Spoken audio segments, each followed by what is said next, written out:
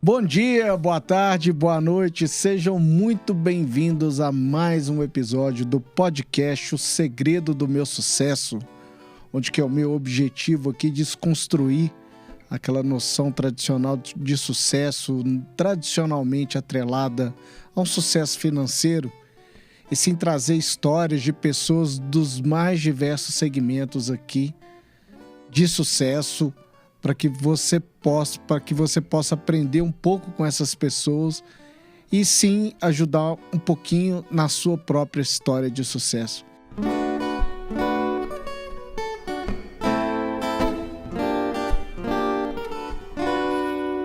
Estamos aqui mais uma vez no Estúdio 767, em Belo Horizonte, na Savassi, um estúdio especializado na criação de videocasts, podcasts, videoaulas e mais outros diversos projetos audiovisuais que a gente desenvolve. Então, se você tiver um pouquinho de algum interesse de produzir algum conteúdo audiovisual, dê uma ligadinha para a gente, que é aqui no 3199-817-9199, de novo, 3199-817-9199, ou siga-nos no Instagram, 767 Estúdio, tudo junto, @767 Estúdio. Hoje eu tenho um prazer muito grande de receber aqui o meu segundo amigo da minha vida. A gente já se conhece há 40 anos. É uma pessoa que eu estava esperando muito para ter essa entrevista, que é o doutor Como é que fala de novo, Bruno? Quiropraxista. Ele é o doutor quiropraxista Bruno Rocha. Sejam muito bem-vindos aqui ao estúdio, Bruno. Eu que agradeço pelo convite, Lúcio. Fico muito feliz. Como você falou que eu fui o seu segundo amigo, mas você foi o meu primeiro amigo. Eu fui seu primeiro amigo? Foi meu primeiro amigo. E a gente já se conhece há... Será que é bom falar o tempo? 40 anos. 40 anos, imagina... Outro dia eu postei que eu vacinei, então eu já entreguei a idade, não tem jeito. Não. Tem jeito, mas não. Então já passamos os 40, mas estamos aqui, né, cara? Bem e muito feliz que eu tô aqui em Belo Horizonte agora, revendo alguns familiares, os amigos, que pra mim é uma coisa que tá fazendo falta um pouquinho, agora eu tô bem contente de estar aqui. Que bom. Só para dar um background aí para vocês, quem que é o Bruno? Bruno é um médico quiropraxista, ele é mestre em nutrição clínica, ele é fisiologista do exercício, especializado em medicina esportiva. E ele é formado pela Florida State University, né? Universidade da Flórida, nos Estados Unidos, com as especializações aonde mesmo, Bruno? Eu me formei, eu comecei minha carreira acadêmica pela Florida State University, né? Que é na cidade de Tallahassee, na Flórida. Lá eu me formei em fisiologia do exercício. E de lá eu decidi me formar em quiropraxia, que lá é um curso profissionalizante, como a medicina, odontologia. E eu me formei lá. Passei 4, 5 anos em Atlanta estudando. E depois de um tempo eu decidi fazer um mestrado também em nutrição clínica, só que hoje eu não exerço a nutrição clínica, estou focado só na quiropraxia, na parte de fisioterapia, né, e reabilitação esportiva, dores na coluna, dores nas costas, e geral, né? E hoje você atende em Miami, não é isso? Eu atendo em Miami, que é no condado de Broward, né? Que é perto do lado do condado de Miami-Dade, né? Mas é a grande Miami, a cidade chama Hallandale Beach. Hallandale Beach, legal. E é o destino de muitos famosos, né? Nos Estados Unidos, vão lá e de alguma forma te encontram lá e vão tratar com você, não é isso? Eu fico muito feliz, né, cara, que tô tendo esse reconhecimento de... Assim, pra mim, Lúcio, o principal é sempre... Eu quero tratar as pessoas, independente se tem algum tipo de fama, conhecimento na televisão, nas mídias sociais. Meu objetivo é tratar as pessoas, fazer elas se sentirem melhores no menor tempo possível. Independente seja famoso ou não famoso, minha clínica é aberta para qualquer tipo de indivíduo que precise dos meus serviços. Que bom. Esses dias, o que você sentiu quando você recebeu a ligação da Anitta, né? Anitta, doutor Bruno, será que você pode me curar aqui que eu tô com o tornozelo doendo? O que ela teve? Teve um torcicolo, uma dor na cervical, né? Ela tem uma agenda muito ocupada, muito de viagens, né? Muitos shows. Mas a gente sempre fica feliz, né, Lúcio, por causa do reconhecimento, né? A Anitta é uma cantora que está em destaque hoje, não apenas aqui no Brasil, né? Uma das razões que ela está nos Estados Unidos é por causa que ela está investindo a carreira dela não só na comunidade latina, mas na comunidade americana também, que você viu que essa última música que ela gravou, né? Que é a Garota do Rio, ela gravou em inglês, porque ela já quer entrar nesse meio também. E quando recebi a ligação dela, assim, eu fiquei muito feliz, né? Assim, por ter sido chamado por ela, né? Indicação de um outro profissional na área de saúde que mencionou o meu trabalho. Mas como eu falei, né? Eu já trabalho com assim, celebridades há muito tempo e me sinto normal, me sinto assim, bem confortável e atender esse público, né? Entendi. Então, o que você está falando, de certa forma, é que, por ser um famoso ou não, você vai atender da mesma forma, é o mesmo tratamento, a mesma metodologia, não é isso? É o mesmo tratamento que uma celebridade vai receber, um paciente, seja de qualquer classe social, vai receber igualmente. E o preço que eu cobro uma celebridade é o mesmo preço que eu cobro um paciente de qualquer classe social. Eu não faço distinção nenhuma. Como eu te falei, o meu objetivo é melhorar esse paciente da condição que ele está sofrendo, que às vezes interfere com o trabalho dele, interfere nas atividades do dia a dia, e resolver esse problema no menor tempo possível para, é claro, tentar diminuir o custo do tratamento na melhor medida possível, né? Entendi. E eu fico pensando, hoje em dia, nesse mundo bem ligado à mídia social, a redes sociais, deve chegar muita gente buscando você para fazer parcerias, para fazer tratamentos em troca de postagem e tudo mais, mas no final das contas, para você tratar, eu fiz uma lista breve aqui desse tanto de gente famosa que você trata, não adianta você ter parceria, adianta você ser bom, não é isso? Tem que ser bom. Isso é um processo de construção, entendeu, Lúcio? Eu comecei há 7 anos atrás, em 2013, 2014, comecei na minha profissão, atendendo poucas pessoas, mas com aquele mesmo intuito que eu tenho hoje, aquele mesmo sangue no olho de ver as pessoas melhorarem. Com o passar do tempo, o meu trabalho foi começando a ser reconhecido pelo resultado do paciente em relação ao tratamento. E eu fui crescendo cada ano que se passava, e hoje eu tenho um centro médico em Hallandale, que já tem, além da quiropraxia, da fisioterapia, a gente tem a parte de massagem estética. Nós temos também médicos, né, que trabalhando na clínica para atender o paciente da melhor forma possível. Mas sempre tem, às vezes, algumas pessoas querendo fazer parcerias, mas às vezes a gente tem que analisar o resultado. O que dá resultado, o que não dá resultado. Entendi. E eu tenho uma lista aqui dos diversos famosos que você já tratou e ainda continua tratando, né? Sim. Adriano Imperador, Agatha e Duda, Falcão do Futsal, Dodô, Carlos Alberto Parreira, tem o Manny Ramírez, que é um dos maiores jogadores de beisebol da história dos Estados Unidos. Para quem o pessoal do Brasil aqui não conhece muito, mas é um baita de um nome dentro do beisebol, né? Galera do MMA, o Shogun, o Barão, o Jussier Formiga. Aí você tem a Zilu Camargo, né? Dos famosos aí. Tem a Marcos Mion, né? Carlos Casagrande, tem muita gente. E esse pessoal todo, eu tenho certeza que eles buscam a excelência, o melhor. É claro. Né? Eles querem quem que é o cara aqui nessa área que vai resolver o meu problema. Então eu queria saber da sua boca aí, por que você é tão bom no que você faz? Qual que é o seu diferencial, Bruno? Conta um pouquinho. Antes de eu contar o meu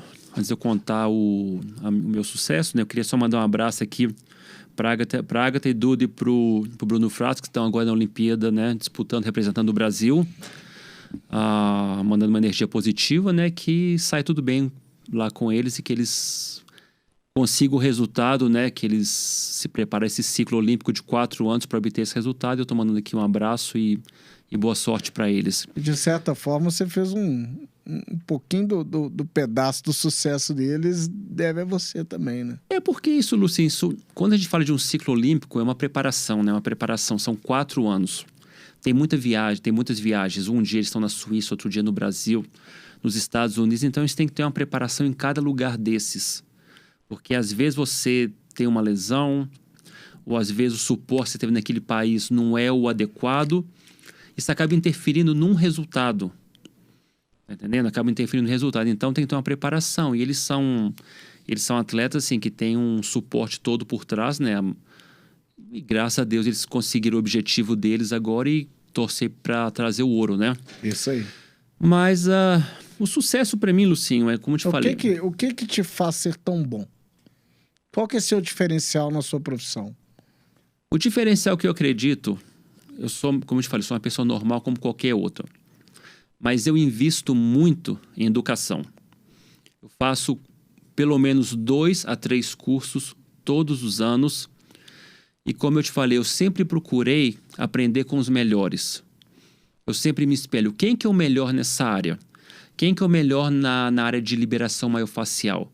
Quem que é o melhor na área de quiropraxia? Quem que é o melhor na área de reabilitação de nadadores? E eu vou atrás dessas pessoas e tentar aprender alguma coisa com esse tipo de indivíduo. Você está entendendo, Lucinho? Aprender. Porque se você olha, vamos falar hoje de um golfista, o próprio o Tiger Woods. O Tiger Woods ele tem 14 treinadores e conselheiros atrás dele falando o que ele tem que fazer para ele melhorar o jogo dele. Então eu procuro pessoas bem-sucedidas para realmente me ajudar a cada dia mais melhorar e oferecer o melhor serviço possível para os meus pacientes que vão na minha clínica, investem o tempo deles, investem o dinheiro deles, sabe? Então eu tenho que oferecer um serviço de excelência. Então eu me preparo não só na parte educacional, mas também na parte de equipamentos. Eu tenho uma clínica hoje muito bem, com os melhores equipamentos no mercado. Eu não tenho medo de investir, porque eu acredito no retorno. Investir no equipamento bom e ter um retorno e oferecer o melhor para meus pacientes. Isso aqui, para mim, é o principal objetivo que eu tenho na clínica, cara. É oferecer o melhor serviço possível. Eu estava vendo uma entrevista outro dia falando que o LeBron James investe 1,5 milhões de dólares por ano no corpo dele. É verdade. Esse é um investimento, quer dizer, ele pode fazer esse investimento, né? O corpo dele é a ferramenta de trabalho dele, mas eu acredito que tem outras pessoas que não investem no seu próprio corpo, né? E acabam tendo lesões e até buscam a sua ajuda, né? Busca a minha ajuda. Eu vou até fazer um comentário muito legal sobre o LeBron James, porque o LeBron James ele investe esse valor além do tratamento que ele recebe no clube. Hoje em dia está jogando no Los Angeles Lakers, né? Esse ano eles não fizeram uma temporada muito boa, não conseguiram chegar nos playoffs, mas acredito que foram eliminados na primeira ronda. Mas ano passado eles ganharam o torneio, né? Ganharam a liga da NBA. E o LeBron James, se eu não me engano, ele foi o único jogador que jogou todos os jogos dos playoffs. Ele jogou um mínimo de 44 minutos de 48. Nenhum outro jogador conseguiu naquela temporada manter esse número de minutos. Que são 4 quartos de 12 minutos, 48 minutos. Ele fez 44, 45. Todo jogo. Eu acho que o segundo jogador estava com 41, 40 minutos. Então, esse investimento que ele faz, Lucinho, dá para ele o privilégio de poder, de conseguir jogar esses minutos. É a mesma coisa do Cristiano Ronaldo. O Cristiano Ronaldo tem uma preparação... Assim, eu posso estar errado, mas eu nunca escutei algum comentário que o Cristiano Ronaldo já se lesionou ou deixou de jogar algum jogo por lesão. Porque ele faz o mesmo investimento. O Cristiano Ronaldo tem uma câmera na casa dele, aquela câmera bariátrica, né?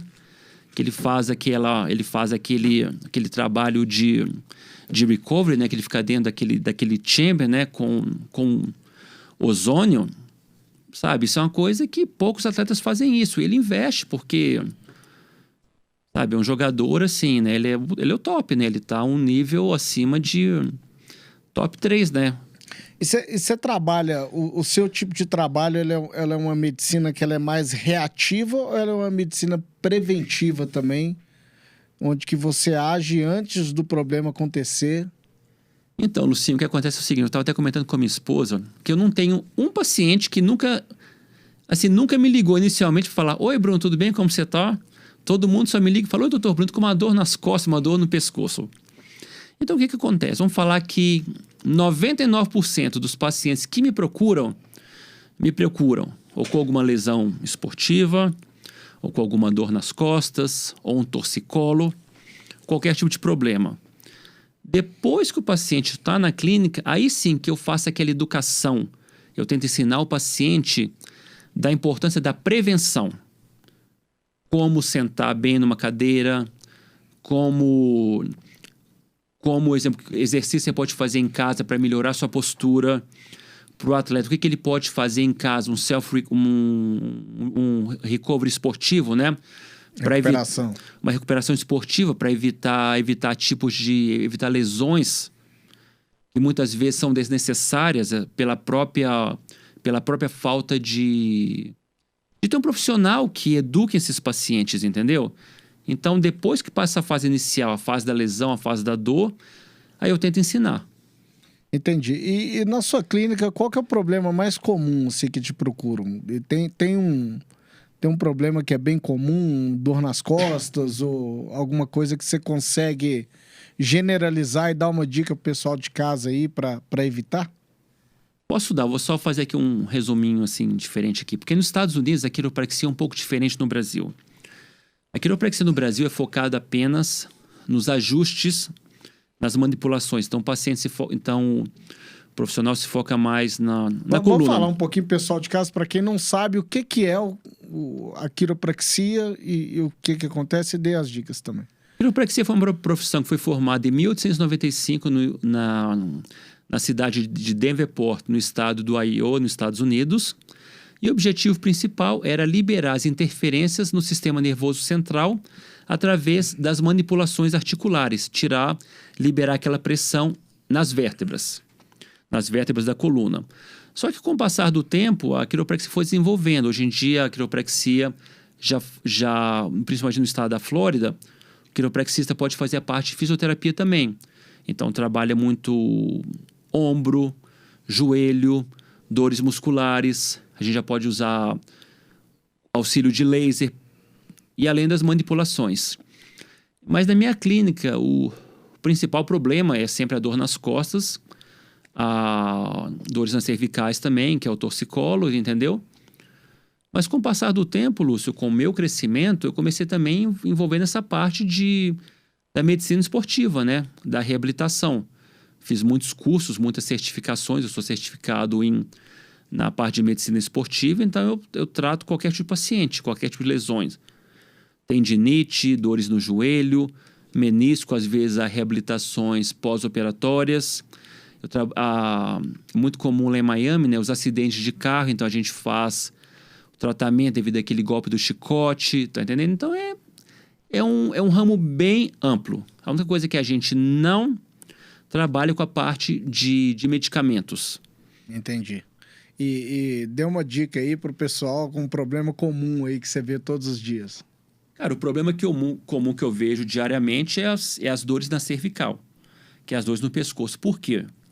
Má postura, muito tempo sentado, muito tempo em frente ao computador, muito tempo em frente ao celular. Porque se você olhar 20 anos atrás, a gente não ficava em frente ao computador, aí depois vê o computador. Aí ficamos assim, 9-5 em frente ao computador. Aí depois vê o celular. Aí agora o celular é 24 horas por dia. Isso, uma hora, tem que pagar essa conta, né? Esse desgaste que tem na cervical, da má postura, aquela tensão, isso cria um desgaste, né, na cervical. E e acaba tendo que tratar. Então, eu educo os meus pacientes a como melhorar essa postura. Não só com alguns exercícios que pode ser feito em casa, mas também a parte ergonômica. Trabalhar, um exemplo, a tela do computador, levantar, talvez ficar menos tempo no celular, ou talvez, tipo, olhar o celular de uma maneira diferente, mais assim, com um ângulo direcionado nos seus olhos, para evitar muito esse problema, ó, de ficar com a cervical, tipo assim, apontando para baixo, criando aquela tensão no trapézio. Entendi. E você recomenda também ter um descanso intermitente de uma posição só? É interessante também, né? É uma coisa que eu recomendo muito aos meus pacientes: a cada hora que você fica sentado, você levantar ou até mesmo na cadeira, fazer um exercício de 1 minuto para ajudar a que você não fique com a cervical flexionada. Isso com o tempo vai criando, você acaba perdendo aquela curvatura normal da lordótica, da cervical, né? E criando tensão, né? Isso com o tempo você acaba perdendo um pouco da mobilidade da cervical, e aí começa a gerar aqueles problemas, um torcicolo. Porque um torcicolo é muito difícil, sabe, Lúcio, acontecer de uma hora para outra. Geralmente é um processo que vai vindo com o tempo e vai debilitando aquela área até acontecer. Entendi. Bem, Bruno, mas você tem esse sucesso todo, você está aí tratando os famosos, você faz, pelo que você me falou, 150 atendimentos por semana, que bastante atendimento, né? Bastante, ó.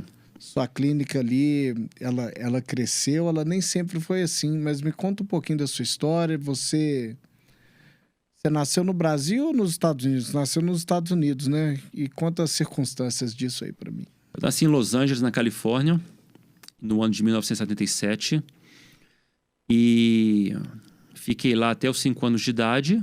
E Seus pais brasileiros? Filho de pais brasileiros, mineiros, daqui de Belo Horizonte. Por isso que eu tenho um carinho gigante por essa cidade aqui. E meus pais decidiram voltar para o Brasil quando eu tinha 5 anos de idade.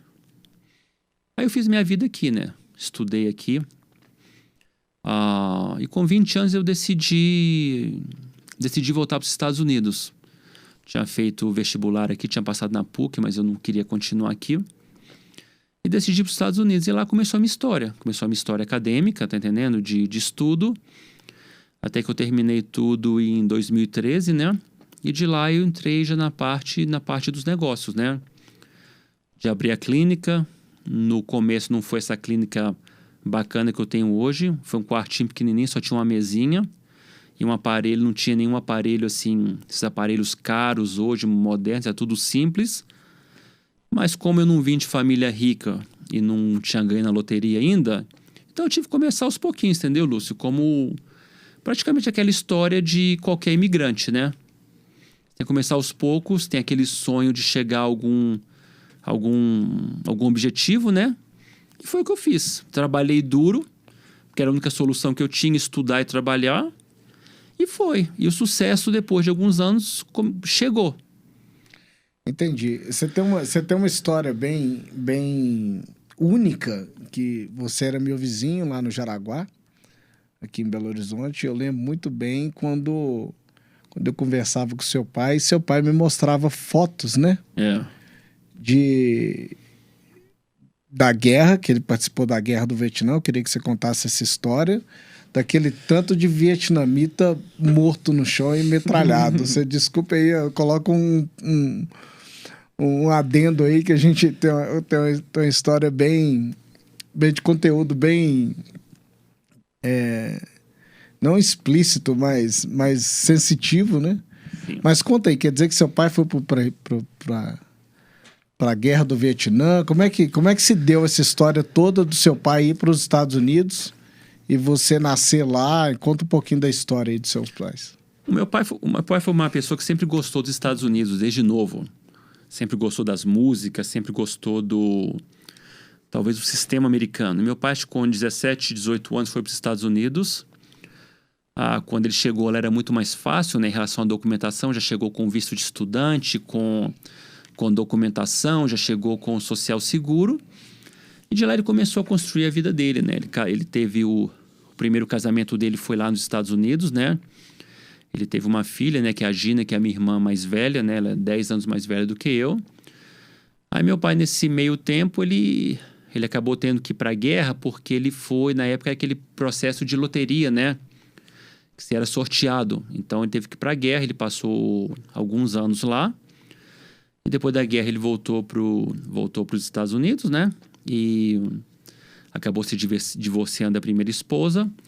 Voltou para o Brasil. Conheceu minha mãe. Voltou para lá. Aí, eu nasci lá no ano de 1977. Aí voltamos para Belo Horizonte, que é aí que meu irmão e minha irmã nasceram lá aqui, né? Nasceram em Belo Horizonte. Entendi. Conta um pouquinho alguma história do seu pai na guerra, alguma coisa que ele conta que é interessante. Você lembra de cabeça ou não? Meu pai sempre tem as histórias que ele conta, né? Que meu pai sempre fala que o objetivo que foi para lá estava tendo a guerra, uma guerra entre capitalismo e comunismo, né? Sim. E meu pai foi lá e contando, né, que foi uma época muito difícil, né? Mas lá, né, cara, depois de um tempo que você passa lá, você acaba se adaptando àquele ambiente. Então, você tem que fazer, às vezes, tomar certas atitudes que acabam se tornando normais para o environment que a gente está lá, né? Para o ambiente que a gente acaba se adaptando. Né, que no fundo são coisas legais, mas infelizmente tem que fazer, né? É a defesa pessoal, ou é você ou é o inimigo. Você defende seu país ou você não volta para casa. Sim. E ele... Como é que foi a circunstância dessa foto que ele me mostrou? Me conta aí. Esse foi né, tiveram acho que uma emboscada, sofreram uma emboscada e eles tiveram que se defender, né? Mataram chamavam Vietcongs na época, né? Sim. E meu pai, para, né, guardar de recordação, aí trouxe as sandálias, as roupas dos Vietcongs, levou para casa e tá até hoje lá. Tá tudo lá. Eu não sei se isso aí é bom ou é um karma bom, mas tá lá até hoje, cara. Eu fico imaginando quantos brasileiros lutaram na Guerra do Vietnã. Eu acho que foram pouquíssimos, né? Aliás, esse é um número, Lucinho, que eu queria até assim, fazer uma pesquisa para saber realmente, mas pelo meu pai contava, eram muito poucos. E também naquela época era muito também, ia um exemplo, um grupo ficava lá 6 meses, 7 meses e voltava, às vezes ia outro grupo, outro batalhão, às vezes você ficava muito focado naquele batalhão, às vezes você não sabia quem que ia ou não. Mas eu tenho certeza que foi vários brasileiros, mas sim, a gente falou um número bem limitado, né? Um número bem limitado. Entendi. E ele voltou da guerra, voltou para morar... Em Los Angeles. Em Los Angeles ainda, foi depois da guerra que ele conheceu a primeira esposa dele. Ele conheceu antes de ir para a guerra. Antes de ir para a guerra. Meu pai já estava casado na época. E você acha que a guerra teve alguma causa na separação dos dois? Ou você sabe a história ou não? É difícil falar, entendeu, Lúcio? Eu acho que quando você volta de uma guerra, você não volta, acho que muito bem. Mas pelo que os anos que eu passei com meu pai foi uma pessoa muito bem centrada. Ó. Eu não acho que a guerra, assim, afetou ele muito, assim, a longo prazo. Talvez a curto prazo teve aquele processo de adaptação. Eu acredito, assim, foi difícil ele se adaptar depois de passar uma situação de alguns anos lá na guerra. Provavelmente deve ter tido algum talvez desentendimentos, entendeu? Mas aí, às vezes, é até o próprio destino da vida do meu pai. Tinha que acontecer isso, meu pai voltar ao Brasil, casar com a minha mãe e eu estar aqui, né? E hoje, quando você olha para trás, na sua criação, durante a sua criação, o quanto dessa mentalidade militar existiu dentro da sua casa, dentro do tempo que você cresceu? Cara, como eu te falei, meu pai e minha mãe, eles sempre pregaram 2 coisas para mim. Um foi honestidade, ser honesto, sabe? Eu sempre acreditei no trabalho duro e honesto. Eu sempre acreditei no resultado. E meu pai foi uma pessoa muito séria, né? Uma pessoa muito séria em relação... Foi uma pessoa sempre brincalhona. Sempre tinha uma boa piada, mas sempre foi muito sério em relação à parte de trabalho e à parte de ser honesto. a parte de fazer as coisas direita. Meu pai sempre abolia qualquer tipo de droga, qualquer tipo de passar perna nos outros. Então, eu fui criado dessa maneira, como eu sou até hoje, pelo meu pai e minha mãe, de honestidade e trabalho duro. Até porque no Exército ele era da polícia do Exército, né? Então ele tinha que... Ele tinha que mesmo ver o que os americanos lá estavam fazendo de errado. De anarquia lá, né? Todo tipo de anarquia e enquadrar esse pessoal, né? Enquadrar esse pessoal, porque senão aí não... Aí virava né, um bordel lá, né? Entendi. Eu lembro direitinho uma das lembranças que eu tenho de infância nossa, era seu pai quando ele comprou uma Rural, e literalmente ele desmontou a Rural toda e montou peça por peça. Ele foi formado em engenharia mecânica, não é isso? Ele estudou engenharia mecânica na Califórnia, quando ele estava lá. Também ele fez um curso de aviação, mas ele sempre gostou disso, cara. Sempre de montar carro, desmontar carros. Alguns eles desmontavam e montavam, alguns eles desmontavam e nunca mais montava. E trabalhou também como piloto, né? Entendi. Você lembra dessa Rural? Lembro. A Rural chegou... A Rural foi assim um caso dela. Assim, ela já tinha lá no Jaraguá. Aí depois que a gente morou um tempo na Bahia, ele levou pra lá. Só que na Bahia a gente morava em frente à praia. E o sal, né? O Salito comeu a Rural, que um dia a Rural caiu, assim, ó. Caiu? De podre que tava, cara. Ah, que pena. E eu lembro direitinho de um cachorro Rottweiler que você tinha que quase mordeu a cabeça do meu irmão também. Chamava Hans. O Hans, ele era o meu... chamava Hans. Eu tinha 2 Rottweiler, né? Eu tinha um Hans e tinha um outro que chamava Stuka. A Stuka, ele botou o nome de um avião alemão da Segunda Guerra Mundial. Meu pai gostava dessa parte toda de militarismo que fala, né? Sim. E meu pai era rigoroso, cara. Meu pai era... Se fizesse umas cagadas dessa, cara, a gente entrava no cinto, cara. E você acha que isso foi determinante para o seu sucesso também, para os seus estudos, para a sua responsabilidade profissional que você tem hoje? Cara, com certeza, né? Eu acho que a educação que você recebe quando novo e desenvolve é o básico, cara, porque você realmente, Elu, você procura coisas certas para você se suceder. Quando eu falo suceder, eu não falo apenas na parte de finanças e negócios. Suceder para mim é ter uma vida balanceada, ter um casamento bacana, ter um casamento legal, ter um trabalho legal, ser um bom pai. E também, uma coisa que eu também agradeço muito meu sucesso foi minha esposa. Minha esposa sempre esteve do meu lado, né? Sempre me ajudou. Se não fosse ela, eu tenho certeza que eu não conseguiria estar onde eu estou hoje. Entendi. A Gisele é uma pessoa fantástica mesmo. Fantástica, inteligente, tá entendendo? É igual eu falo, eu faço a parte clínica, isso eu sou o melhor que tem. Mas ali, como a gente teve até uma conversa esses dias, né? Mas na parte da frente do escritório ali, é ela que comanda ali. Se não é ela ali, eu não consigo fazer. Então, muito desse sucesso que a gente tem hoje é ela que organiza, né? Ela que manda, né? Ela manda a gente, né? Eu e ela como casal, nós somos os donos da clínica. E ela faz um trabalho fabuloso e sensacional né, cara, de fazer a clínica andar, né? Ah, com certeza. E você vê essa diferença. Nas minhas consultorias que eu faço também, principalmente para profissionais liberais, na faculdade, você como médico você não aprende administração de empresas. Não. Né? Então, você precisa de ter alguém ali que supre essa necessidade que você tem. Com certeza. Então, eu acredito que é aí que ela entra e supre isso tudo e faz o negócio andar, a parte do negócio, né? Porque, um exemplo, o conteúdo de negócios que eu recebi na universidade para abrir uma clínica foi muito, muito assim, bem assim, muito mínimo, muito resumido. Praticamente eles te ensinaram que você tem que todo ano,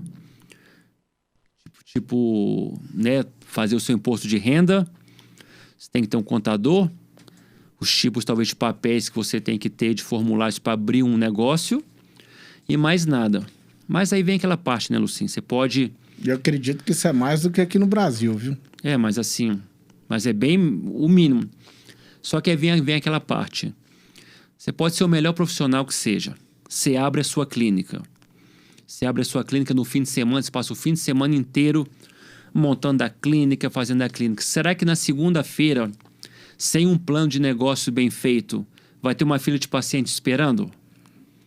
Provavelmente não. Não vai, não. Aí que vem, Lúcio, é aquela parte de preparação do marketing, de preparar a parte de marketing antes da abertura, do que você precisa ter, de seguros, você está entendendo?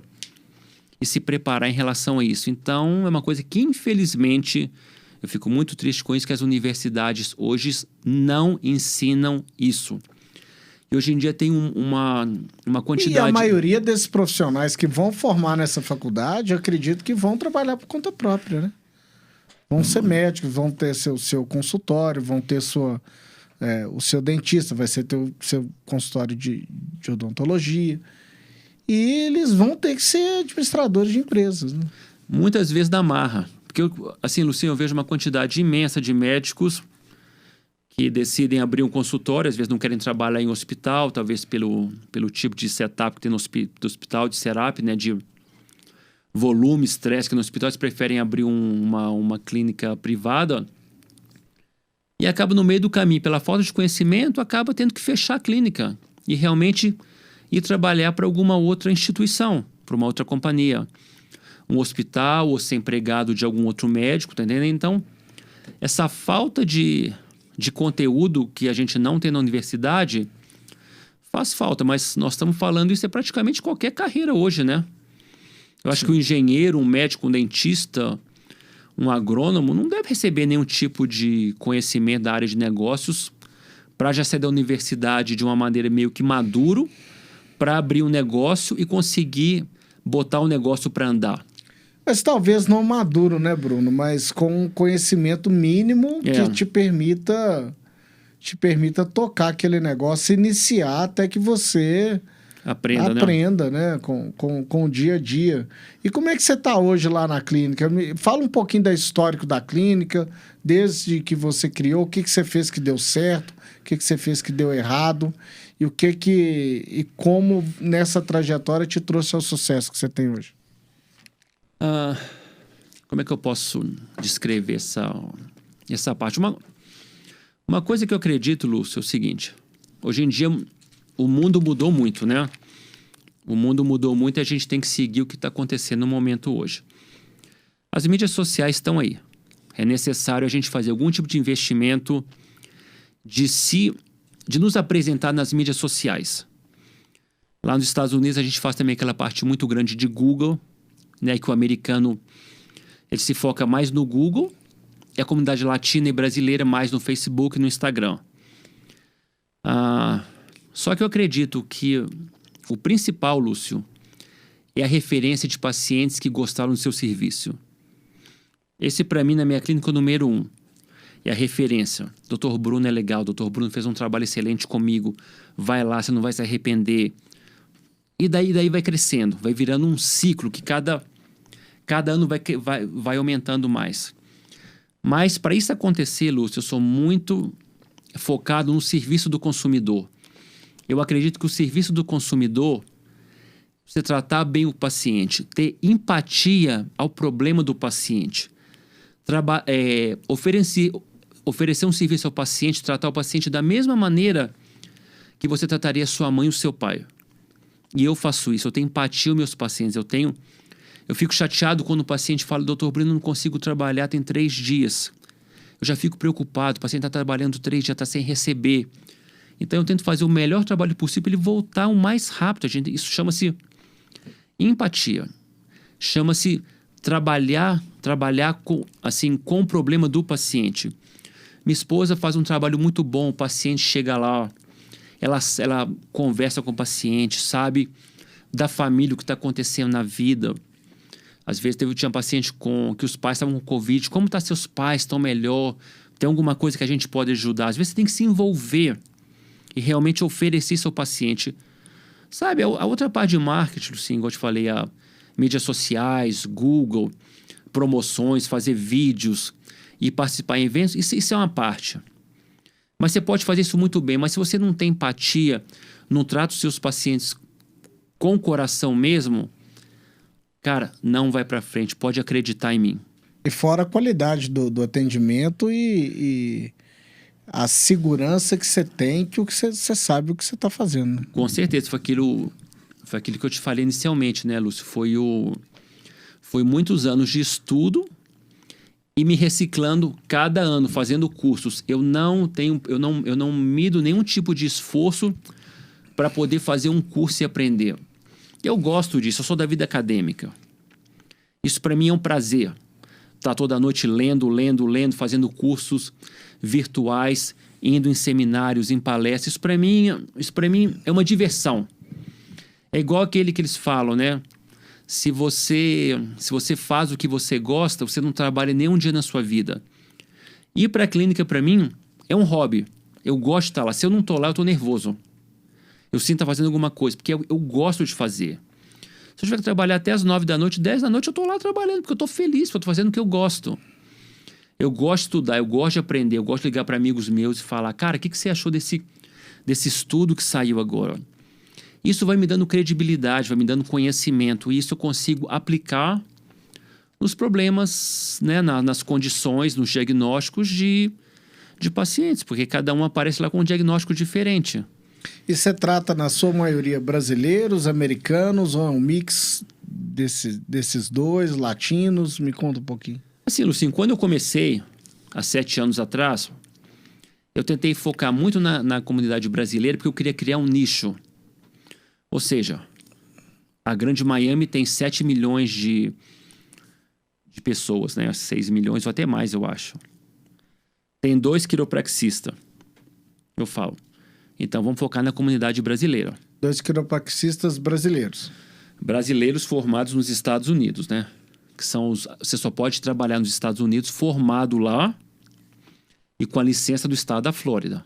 E lembrando, né, que os quiropraxistas no Brasil, muitas vezes, não são médicos formados. Você tem que ser médico. Você tem que ser...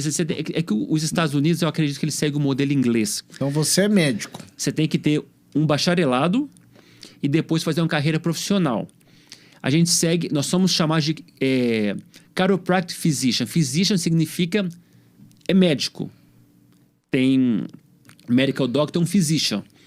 Só que eu sou direcionado na área da quiropraxia, não na área alopática, que é a área da distribuição de remédios, de prescrição de remédios. Aí eu decidi no começo, Lúcio, focar nesse nicho brasileiro. Porque eu falei, é um diferencial. Eu não vou agora competir com a população americana, porque eu estou muito verde ainda. Então, foquei na comunidade brasileira e cresci muito. Aí eu comecei a também, depois, diversificar para a comunidade latina e para a comunidade americana. Hoje, vamos ver, na minha clínica, provavelmente, de todos os atendimentos que eu faço semanais, eu acredito que são 35% a 36%, 35% a 38% brasileiros, mais uns 30%.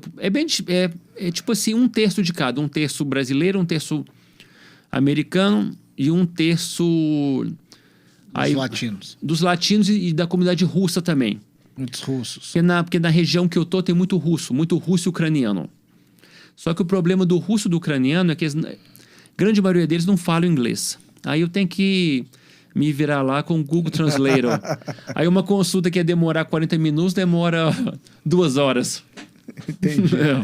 E que graças ao Google, né, que você consegue fazer isso. Imagina sem. Né? Pelo menos eu aprendi umas 5 palavrinhas em russo, né? Arachó, né? Arachó, que se tá bom, né? Tudo bem. E você tem mais pessoas trabalhando com você lá? Sua irmã tá trabalhando com você também, né? Minha irmã tá na clínica agora. Ela aluga um espaço lá na clínica, ela tá vendo os pacientes dela. Eu tenho a minha cunhada, que também faz a parte de estética, que é da drenagem linfática. Ela também aluga um espacinho lá na clínica, que a clínica é bem grande. Então, tem espaço para todo mundo. Tenho agora 2 secretárias e tem a minha esposa que gerencia a clínica, né? Que manda lá na clínica, que... É a chefona, entendeu? Mesmo a gente sendo sendo sócios, né? E sendo donos, mas no final a palavra, a última palavra é sempre a minha, sim, senhora, né? Tá certo. Um beijo para você, Gisele. Saudade de você. Venha a Belo Horizonte quando você puder, que você será muito bem-vindo. Qualquer dia eu vou dar um pulinho lá em Miami também. Ô, Bruno, eu queria mudar um pouco de assunto aqui. Você teve todos os seus desafios profissionais, você teve seus desafios quando você cresceu. E você teve um dos maiores desafios que você teve, eu acredito vou te perguntar se sim ou não, foi com o nascimento do seu filho. Sim. E você descobriu desde cedo que ele era autista. Com 3 anos de idade. Ó. Com 3 anos de idade, você descobriu que ele é autista. O Gabe, cheguei a conhecer ele também, criança fantástica. Conta um pouquinho desse processo, como é que foi? Foi um baque para vocês no início ou não? E como é que você lidou com essa situação toda para que você pudesse dar a melhor criação possível para ele? O que acontece, Lúcio, é o seguinte. Quando você tem um filho, você sempre tenta preparar o seu filho da maneira que você acha que... às vezes você quer fazer o seu filho de uma maneira que você não conseguiu fazer. Não conseguiu que ele fosse. Então eu tinha planos pro meu filho. Eu queria que meu filho fosse o Cristiano Ronaldo. Fosse isso, fosse um jogador de esporte, eu sempre envolvido. Com 3 anos a gente descobriu que ele tinha autismo. Foi aquele baque gigantesco, porque a gente estava no começo Eu estava no começo, né, na semana que eu tinha aberto eu estava começando com a clínica, né, com aquelas despesas todas, né. Aí veio aquela parte que a gente descobriu que chegou ao autismo. E aí, o que nós vamos fazer? Que tipo de autismo que ele tem? É autismo brando? Ou vai ser um autismo daqueles mais avançados? Então, você não sabe o que está acontecendo. Você está numa cilada, você não sabe o que fazer. Só que a gente conseguiu profissionais que nos ajudou bastante. Meu filho fez bastante terapia, né? Fisioterapia, terapia ocupacional. Fonoaudiologia, ele começou a falar com 4 anos de idade. E chegou um ponto que ele atingiu um platô. Ele não melhorava e nem piorava, mas ele estava muito bem, um nível brando. Só que você sempre quer o melhor. Seu filho, você não mede esforço. Você vai até a lua, estiver aqui, você vai para procurar. Você vende tudo que você tem para ver seu filho feliz. Nesse meio tempo, eu falei, Gisele, tem alguma coisa que está faltando. Eu comecei a aprender muito sobre nutrição clínica. Aí que eu decidi fazer o curso de nutrição clínica pela Universidade de Bridgeport, em Connecticut, e lá tinha um eletivo em autismo. Então a gente aprendeu bastante eu aprendi bastante sobre esse eletivo. Minha esposa me ajudou a brotar um protocolo com meu filho que, quando a gente começou, ele começou a falar. A gente eliminou todo tipo de alergia que ele tinha. Conseguimos controlar bastante os desbalanceamentos que ele tinha dos neurotransmissores através de exames de sangue bem assim avançados, né? Na época custavam uma fortuna, né? Hoje em dia eles estão assim mais acessíveis, né? Que já tem 7 anos atrás. E meu filho melhorou. Foi melhorando. Ele fez também arte marcial. Arte marcial é uma coisa que eu acho, cara, fantástica para uma criança de autismo. É fantástico, porque isso te dá disciplina. E meu filho, finalmente, agora com 11 anos de idade, a gente pode falar que ele está agora na escola normal. Ele passou muitos anos numa escolinha especial, fazendo tipo um programa híbrido, algumas classes que ele tinha mais facilidade na normal, né? E algumas classes assim com as crianças que tinham esse delay, né? Esse atraso no aprendizado. E hoje, graças a Deus, ele está já escola normal. Mas foi 6, 7 anos de luta muito forte. Eu acredito que eu consegui fazer muito, ajudar ele muito, mas sabe, no 80%, 85% da paciência para fazer o processo acontecer, como eu falo, foi minha esposa. se ela não tivesse feito, eu não conseguiria, sabe, colocar nessa situação. Porque o que ela fez foi uma coisa assim, cara, fora do comum. Não só da paciência, mas dos ensinamentos de fazer ele acreditar na self-estima dele, que é possível. Que é possível conseguir... Autoestima, né? É. E hoje ele tá uma criança, assim, inteligentíssima. É até difícil de conversar com ele. Ele tá falando uma coisa, eu nem sei o que é. Porque ele já tá tão avançado nessa parte tecnológica que eu tô atrasado já. O garoto, a cabeça dele funciona assim a 1000 por hora. Uma inteligência assim, cara, que eu não consigo acompanhar mais. Eu lembro muito bem uma vez que eu tava lendo uma historinha junto com ele. Sim. Quando eu fui lá na sua casa aquela vez. E eu comecei a ler o parágrafo e ele tava lendo junto comigo, né? Sim. Ele continuou lendo, de uma hora para outra, eu paro de ler, ele continuou lendo. Eu olho para ele, ele não tava olhando para o papel mais. Ele já tinha lido tudo e só tava continuando a falar. É, porque ele tem uma facilidade enorme. Você dá um livro para ele, você dá um livro para ele lê o livro. Cara, passa alguns dias, ele tá não lendo, ele tá falando a história do livro sem ler o livro. Eu falo, você tá lendo? Você tá conversando comigo? Não. Ele tá lá vendo as histórias dele falando. E a cabeça funciona. A cabeça dessas crianças autistas, cara, tem que ser muito explorada, porque eles são muito inteligentes. Sabe, eles têm uma inteligência que a gente, infelizmente, não consegue acompanhar. Eles vivem num mundo diferente. É claro, meu filho, quais são, hoje em dia, o que eu acho seria uma das dificuldades dele é a socialização. Porque eles são muito introvertidos naquele mundo deles, de ser daquela maneira. Mas assim, nós agora também já tá fazendo os amiguinhos, entendeu? Tá fazendo os amiguinhos agora. Meu filho fala, o idioma dele principal é o inglês, né? Ele entende praticamente tudo de português, mas tem uma dificuldade de falar em português, mas ele fala 100% inglês. Só que agora, quando ele tá passando essa temporada aqui no Brasil, ele tá melhorando muito agora, ó. Ele tá com 2 amiguinhos agora que só falam português. Os amiguinhos estão aprendendo um pouquinho de inglês e ele aprende português. Estão se comunicando agora bem, tá entendendo? Isso é o bacana, ó. Fala um pouquinho dessa nutrição específica para pessoas com autismo. O que tem que evitar, o que você tem que prestar atenção. Ajuda o pessoal aí com essa visão de fora que você tem. Cara, eu acho que a nutrição em relação ao autismo é o seguinte: o autista ele tem alguns problemas enzimáticos para digerir certas comidas, que acaba criando muita inflamação no corpo. O meu filho, ele já tem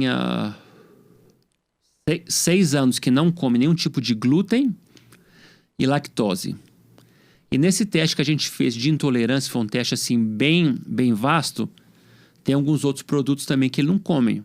Meu filho come ovo, mas tem, por exemplo, algumas crianças autistas que têm uma intolerância muito severa ao ovo e não come o ovo também, além do glúten e da lactose. Então a gente começou a eliminar isso aos poucos e analisar. Porque, um exemplo, se meu filho come um glúten hoje, ele fica assim ele perde um pouco o foco. Fica muito cansado, tá entendendo? Porque o corpo não consegue digerir esse tipo de comida inflamatória. Mas como eu te falei, um dos grandes problemas do autismo, alguns anos atrás, Lúcio, é porque o autismo estava sendo tratado generalizado. E autismo tem que ser individualizado. Primeiro que cada um tem um tipo de... Tá no espectro, mas tem uma diferença. Alguns casos mais avançados, alguns casos menos avançados. E tem que ser trabalhado nessa circunstância. No que a criança precisa, o indivíduo. Porque hoje em dia, assim, os autistas, né, porque, um exemplo, esse problema todo que começou com o autismo, começou mais ou menos assim, com um número elevado de casos, né, que agora nos Estados Unidos é 1 a cada 24, se eu não me engano. Então, peraí, 1 a cada 24 pessoas nos Estados Unidos são autistas? Tem algum nível de espectro autista? Sim, mas nós estamos falando que há 20 anos atrás era 1 a cada 500, 600. Olha a diferença. Então, isso aumentou ao longo do tempo. Ou foi problema de diagnóstico, que hoje a gente tem um diagnóstico maior? Eu acho que alguns anos atrás eles tinham um diagnóstico do autismo, tinha o diagnóstico de Asperger, que é que eu acredito que hoje eles não têm mais o diagnóstico de Asperger separado, acho que está tudo englobado no diagnóstico de autismo. Síndrome de Asperger, né? Que o Elon Musk tem. É o que eles falam, isso mesmo. Daí você vê, né? A inteligência do cidadão, né? Não precisa nem fazer a apresentação desse carro. E uma coisa que eu também, Lúcio, eu acho que há muitos anos atrás tinha umas situações que os pais não se sentiam confortáveis em aceitar o problema e procurar uma ajuda. Eles achavam que era normal uma criança até 4 anos não falar. Alguma coisa está errada. E não procurava ajuda. Só que hoje, né, o autismo é uma coisa mundial agora, né? Já tem um mês do autismo, já tem um mês do autismo, né? Um exemplo, uma criança casa 24 que nasce, né? Tem que investigar o que está acontecendo. Então, hoje está tendo uma coisa assim mais avançada. E eu acredito que hoje em dia os pais, um bem que os pais fazem a eles mesmos é aceitar que o filho tem um problema. Porque quando você não aceita, Lu, você fica querendo, prolongar. Não, ele vai melhorar. Ano que vem ele melhora. Quando ele for para a escola, ele vai melhorando. E não vai melhorando. Quanto mais o tempo passa, mais difícil fica o tratamento. Você tá entendendo? Então, a aceitação, para mim, é o melhor remédio. Para os pais, para evitar aquele nível de estresse. Quantas mães que descobrem que o filho tem autismo entram em depressão? Quantos casamentos terminam? Nos Estados Unidos é 80% de divórcio em famílias com crianças autistas. 80%. Tá, né? Eu não sei o número específico, mas está 80%. Porque é um estresse gigantesco. Então você tem que aceitar esse problema e trabalhar junto e pedir ajuda. Porque no fundo, grande maioria não são profissionais na área de saúde para saber como tratar ou como começar. Você pode ajudar, é claro, ensinando em casa, fazendo um trabalho bacana com seu filho, mas você vai ter que aprender como fazer isso, como direcionar e ter uma ajuda profissional. Da mesma maneira que um paciente vai na minha clínica pedindo: Bruno, como você pode me ajudar com a minha dor nas costas? Eu procurei vários profissionais na área de saúde para pedir ajuda. Tá entendendo? Para a gente conseguir chegar nisso hoje. Às vezes o investimento é caro, mas igual eu falei, tem que ser feito. Quando você está dentro de casa, você vê uma criança, já que você tem essa experiência, quais são os indícios claros de autismo em uma criança? Como eu te falei, né, Lucinho? Cada criança reage de uma maneira. Um caso avançado, você vai ver, né? Você consegue ver prontamente alguma coisa errada.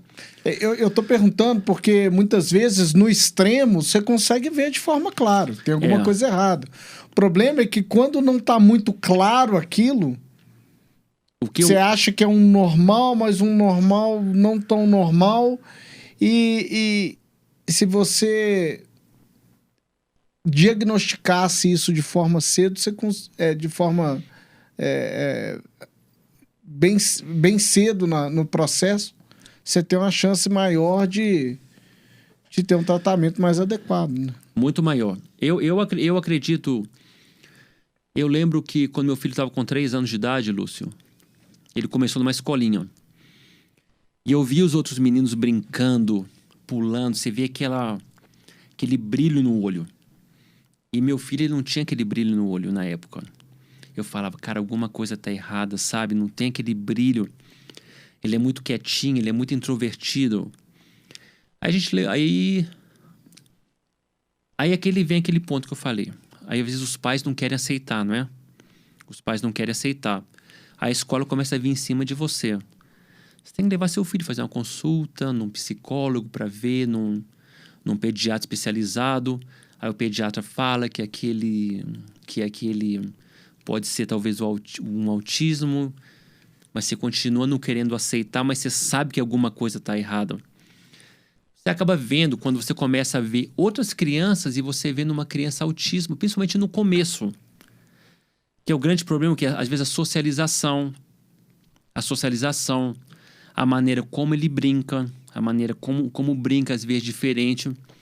Mas como eu te falei, se o tratamento, se o plano de tratamento, se a maneira como vai ser seguido o protocolo for feita desde novinho, 2 anos, 3 anos, 4 anos de idade, você consegue ter uma melhora, assim, absurda.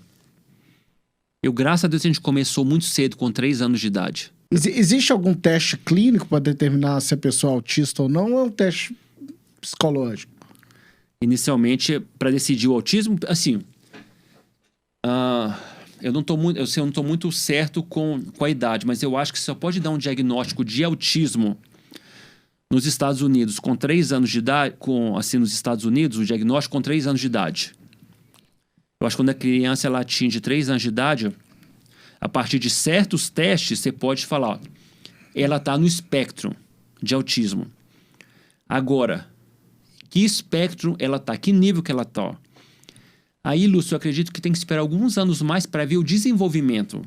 Entendi. Só que você não vai esperar mais 2, 3 anos para ver o que vai acontecer. Começar a tratar. Você tem que tomar logo atitude naquele momento. Você está entendendo? E você acredita que essa situação toda com seu filho foi um grande desafio para você, onde que você teve sucesso no lidar com essa situação? Cara, como eu sempre falo, meu filho, para mim, é o meu maior professor que eu tenho. Tá entendendo? Cada dia que passa, você aprende uma coisa nova. Você aprende a viver uma outra vida que você nunca viveu. Eu cresci de uma maneira totalmente diferente como meu filho, ele é hoje. Aliás, as crianças hoje em dia estão vivendo de uma maneira diferente do que a gente sempre cresceu, né? Só que, Lúcio, tem uns desafios. São desafios que a gente nunca teve. Você tem que se adaptar a isso. Sabe, você passa por uma nova vida. Então, às vezes inclui muita paciência. Você tem que ter muita paciência. Uma coisa que eu não tinha muito antes de eu ter meu filho era paciência. Eu acho que a minha paciência melhorou muito depois com meu filho. Então, foi uma coisa, talvez eu tinha um karma. A vida me mandou isso. Que eu acredito que Deus não manda um filho autismo se você, para famílias que não conseguem suportar o rojão, porque no começo é um rojão, a verdade é essa. E você consegue se adaptar e realmente ajudar. Mas você aprende muito, você tem muitos desafios, como eu te falei. Envolve muitas coisas, sabe, Lúcio? Envolve você ver seu filho. Você está vendo um parquinho, um outro filho, uma outra criança fazendo uma coisa bacana, ó, chutando uma bola, jogando esporte, e seu filho não está jogando ainda porque ele não conseguiu aprender ainda. Isso às vezes cria muito estresse entre o casal, por isso que gera esse índice lá que eu te falei de 80% de divórcio, né? Então são assim muitos desafios, não só na vida da criança, mas na sua vida pessoal.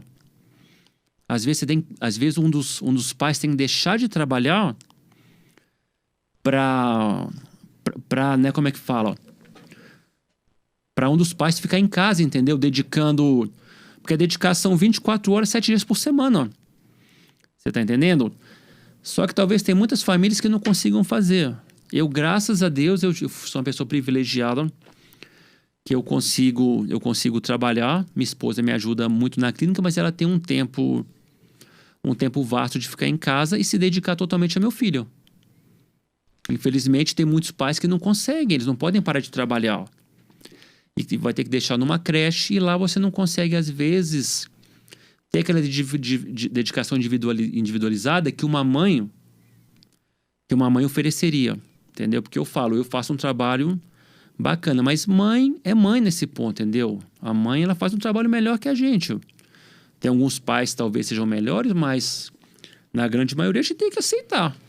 Eu não digo que é melhor ou pior, mas eu acredito que a mulher tem um papel, o homem tem seu papel, claro, e os dois se complementam. Obviamente não é uma regra geral, onde que tem que ser igual para todas as famílias, mas existe sim um papel natural da mulher. O primeiro alimento que a criança tem na vida vem da mulher.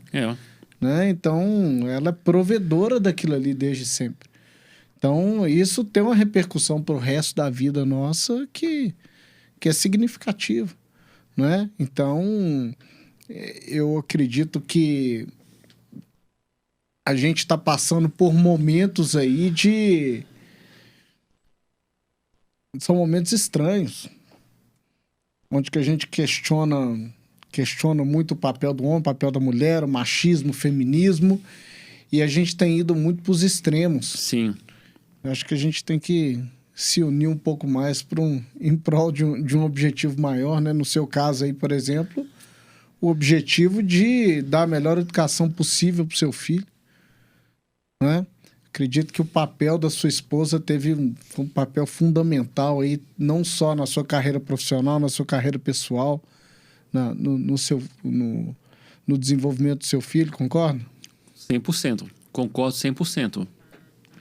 Da mesma forma que você foi muito importante para ela também, para o seu filho, ou seja, é um time. No começo eu peguei muito aquele papel mesmo do trabalho, né?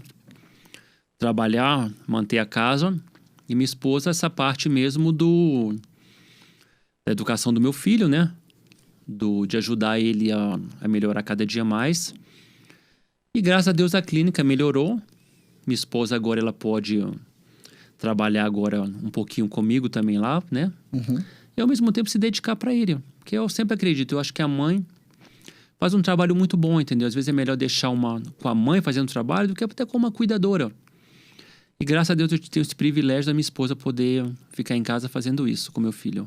Se você tivesse como conversar com o Gabe, com seu filho, e falar, filho, sucesso é isso aqui, como é que você explicaria isso? Me conta.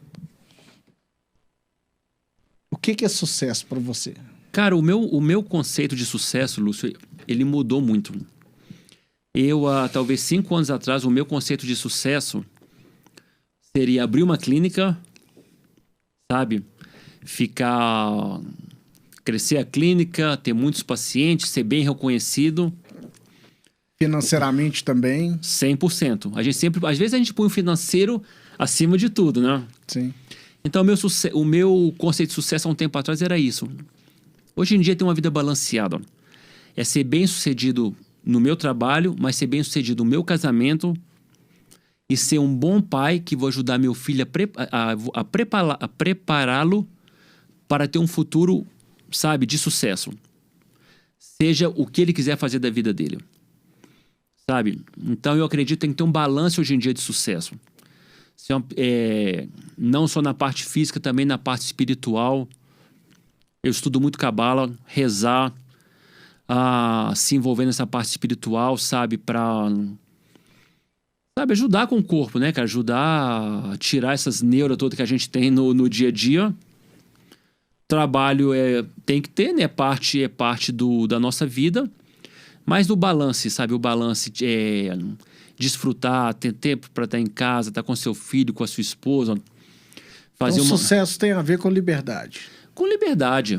Com liberdade. A gente fica muito apenas escravo do trabalho e acaba esquecendo do resto, que a vida a gente tem uma, Lucinho, para ser vivida. Sabe? Eu realmente sou uma pessoa que eu tô com vou fazer 44 anos de idade agora. Trabalho bastante, adoro trabalhar. Só que eu tenho que viver a vida. Eu tenho que fazer o meu esporte, eu gosto de conhecer lugares, eu gosto de ver lugares novos, sabe? De aprender sobre história, eu gosto de estar com meu filho, estar com a minha esposa, entendeu? Ter qualidade no nosso tempo, sabe? Então, isso para mim, sucesso é uma combinação de elementos. Se você põe um elemento financeiro, você vai sempre ter o financeiro. Mas e seu casamento? E seu filho? Você vai ver seu filho o quê? Quantas horas por semana? Você vê, o meu filho está com 11 anos hoje, parece que foi ontem quando ele tinha 3. O tempo passou muito rápido. Eu perdi, assim, no começo, muito tempo trabalhando, mas hoje em dia, graças a Deus, eu tenho esse tempo para estar com meu filho, sabe? Participar mais ativamente da vida dele. Tá mais tempo com a minha esposa, tá entendendo? poder sair às vezes, entendeu? Desfrutar um fim de semana. É necessário. Então, sucesso para mim é isso, sabe, Lúcio? Essa combinação de elementos, cara, é viver a vida. É viver a vida de uma maneira sadia. O dinheiro é importante? É super importante. Eu não vou ser aqui hipócrita de falar que não é. Que é. Eu trabalhei hoje para ter esse sucesso focado no dinheiro para dar uma vida melhor à minha família. Consegui. Só que, hoje em dia, eu estou procurando coisas diferentes. Para ter uma vida, tipo assim, balancear minha vida, né? E ter uma vida controlada, assim, em todos os aspectos, né, cara? E onde tá o Bruno nessa história? De você... O que isso tudo significa para você? O quanto isso é significativo para você? Da onde que tá o seu sucesso significando algo interno seu? Sabe, o meu sucesso... Que a gente se doa. Tradicionalmente, eu tenho uma filha, né? Eu quero dar o melhor para ela. Hoje eu estou muito focado em criar um ambiente legal para ela, junto com minha filha, com minha mãe, com meu pai, com todo mundo.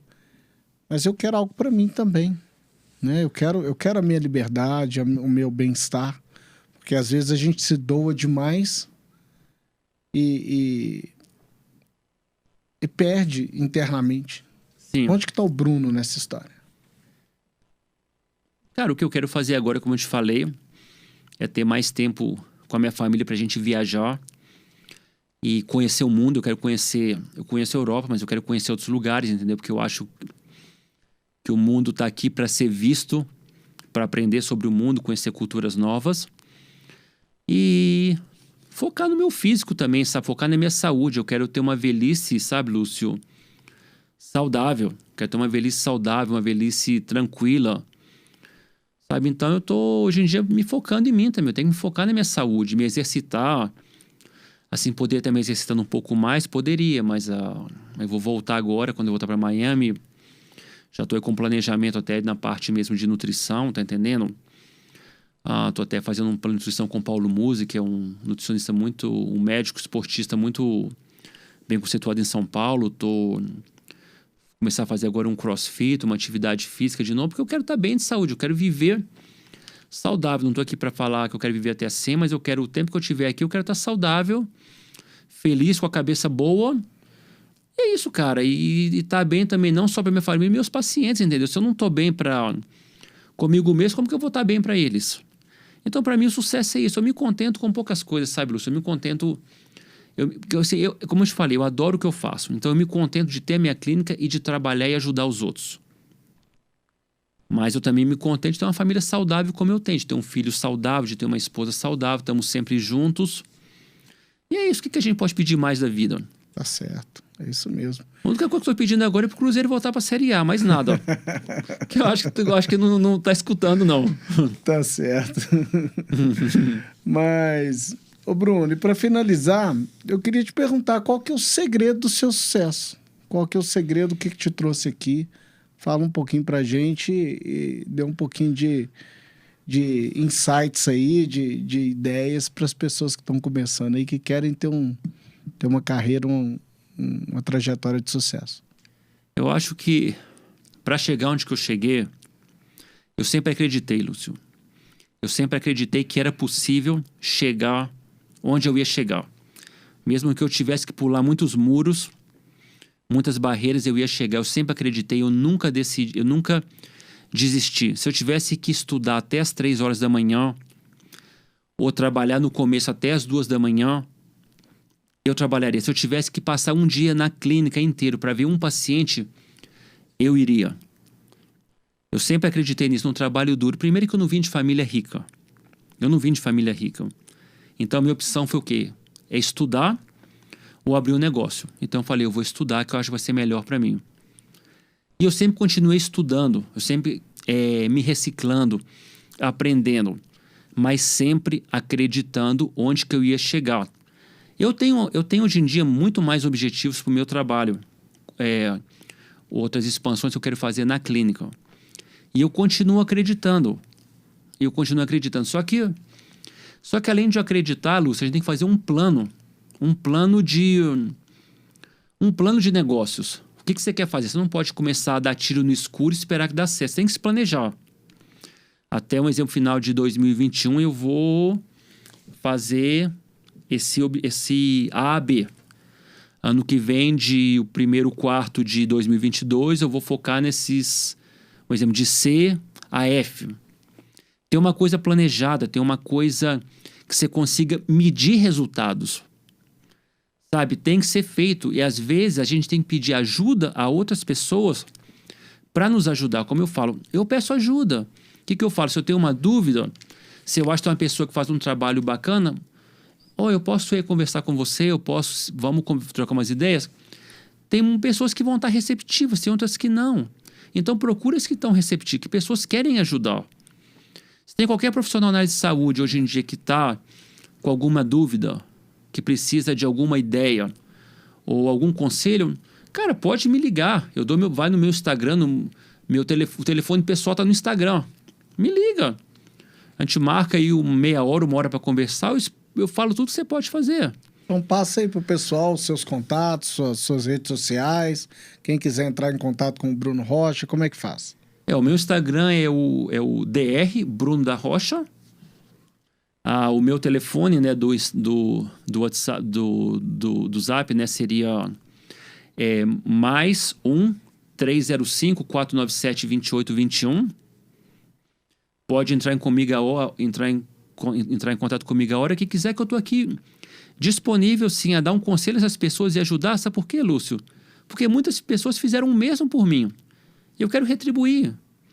Mas é igual eu falo, acredite que é possível. Mesmo que demore, vai chegar. Só não desista, vai atrás. É o que eu faço até hoje.